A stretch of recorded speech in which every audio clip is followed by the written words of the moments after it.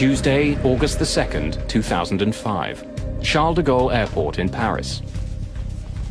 297 passengers are boarding Air France Flight 358, bound for Toronto. Far aisle, left-hand side. Merci. Passengers continue to board. The flight crew gets settled into the Airbus A340. The captain is 57-year-old Alain Rosaille. He's been with Air France for more than 20 years. His co-pilot is 43-year-old Frédéric No. Do you want to start, or should I? Why don't you fly first, and then I'll take over for landing in Toronto. I check the weather. On this flight, the two men decide that Captain Rosaille will handle the takeoff in Paris, and co-pilot No will land in Toronto. Destination, Toronto Pearson. Check. Crews often split the duties so that co-pilots can get more experience. Rosaille and No are joined by one other person in the cockpit. I think you've been expecting me. I'm Miles Trochassé. Welcome. Miles Trochassé is the son of an Air France employee. He's allowed to ride in the cockpit's jump seat for free. I just want to let you know I've done this before. I promise I'll be quiet.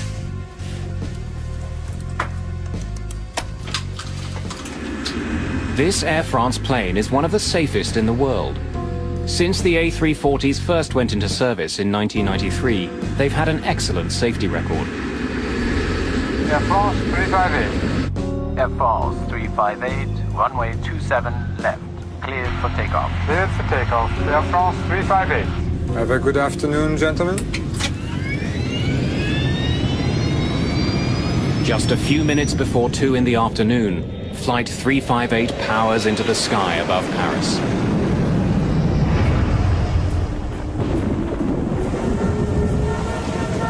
Toronto may be several thousand kilometers away, but the friends and family of those on board Flight 358 are already making plans to meet the plane when it arrives.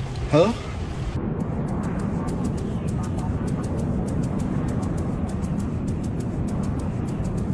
A regular flight from Paris to Toronto takes about 8 hours. As Air France 358 closes in on Canada, there's little to separate this trip from any other. The autopilot does most of the work for Captain Alain Rosaille and his co-pilot Frédéric No. Just as the two men had planned, No is now in control of the plane. We have a new weather report. The two men get regular updates on the weather conditions in Toronto. Overcast and rainy with a chance of thunderstorms. Temperature in the low 20s.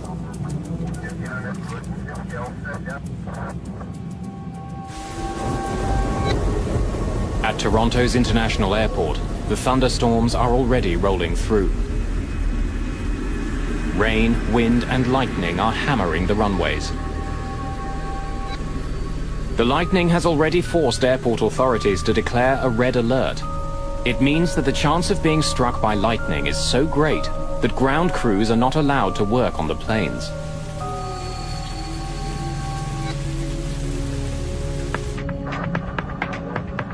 Just as Flight 358 closes in on Toronto, it's put into a holding pattern.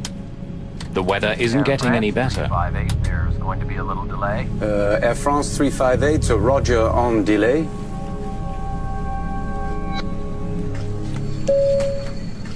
Ladies and gentlemen, this is your captain speaking. I'm sorry to inform you that there'll be a short delay. There's some weather conditions above Toronto. Storm yet. The crew enters their holding pattern northeast of Toronto. Their alternate airport is almost 300 kilometers away in Ottawa. At the moment, the plane has a little over 7,500 kilograms of fuel in its tanks, more than enough to get them there. Toronto arrival. Your hold is now canceled. You are cleared for a Wasi 2 arrival. Maintain 5,000 feet. Air France 358, roger on cancellation of hold. Cleared for Wasi 2 arrival and maintain... Today, the delay isn't long at all. Although the storm continues to thunder down near the airport, the crew is put into their landing sequence. With co-pilot Frédéric No at the controls, the plane begins its descent into the storm. Air France 358, reducing speed to 190. No isn't prepared for what he's about to face. The storm has a savage surprise in store for everyone on board Flight 358.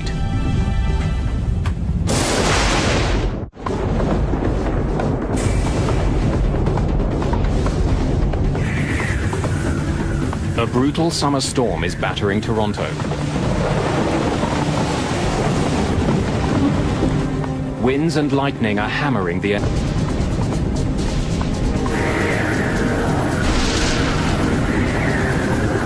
Air France 358, slow your final approach speed. Air France 358. Co-pilot Frédéric No has the plane in position. He's moments from landing. 58. Air France 358, roger.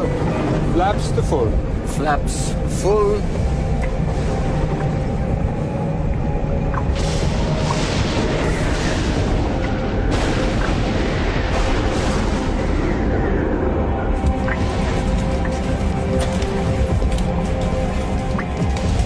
It was going darker and darker. We were like in the middle of hundreds and hundreds of lightnings. At 15 to 20 knots. Braking poor, 15 knots, gust to 20. France 358, thank you. The crew is being sent to runway 24 left, which will allow them to land into the wind. It also happens to be the closest runway to the city's biggest freeway, which is gearing up to handle the evening rush hour traffic.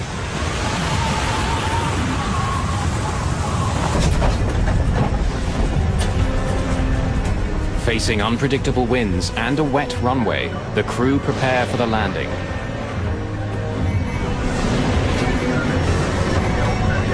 Select auto brakes to medium. Medium is set. Air France Flight 358 roars over the beginning of the runway.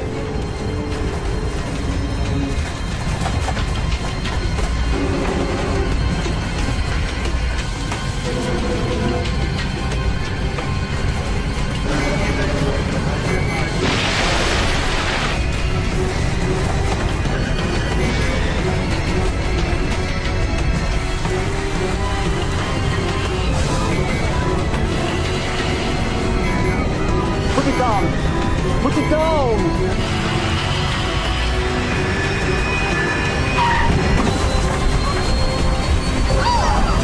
No, wow, that was an amazing landing.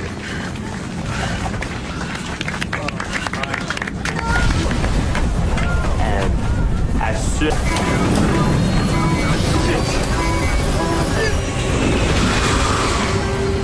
Immediately you could see this orange aura. Touching down, still traveling at 146 kilometers per hour, Flight 358 runs out of room.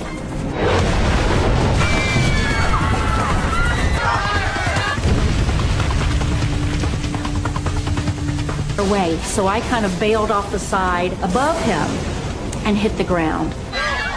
Eddie Ho has found an exit too, but there's no slide. In the cockpit, Captain Rosai has been badly injured when his seat was ripped off the floor by the force of the crash.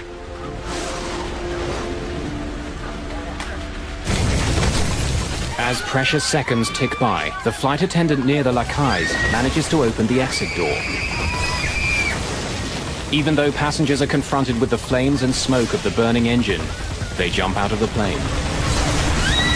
So push them down, my wife went down, I went down.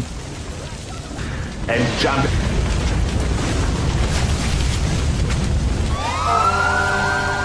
Emergency workers are able to reach the burning jet just 52 seconds after it crashes. But with the threat of an explosion, it's dangerous to get too close. Of the airplane and see this black smoke coming out the side of the airplane, and the yellow and the orange and the red flames shooting out. 35 minutes ago, a plane ran off the runway at Toronto's Pearson Airport. Footage of the crash quickly appears on local TV stations. Philippe Lacaille's daughter Audrey is one of the many people shocked by the pictures. She turned. The next day, smoke and charred wreckage are all that remain of Air France Flight 358. The Airbus A340 is a sophisticated, highly engineered plane with a glowing safety record. What had gone so terribly wrong?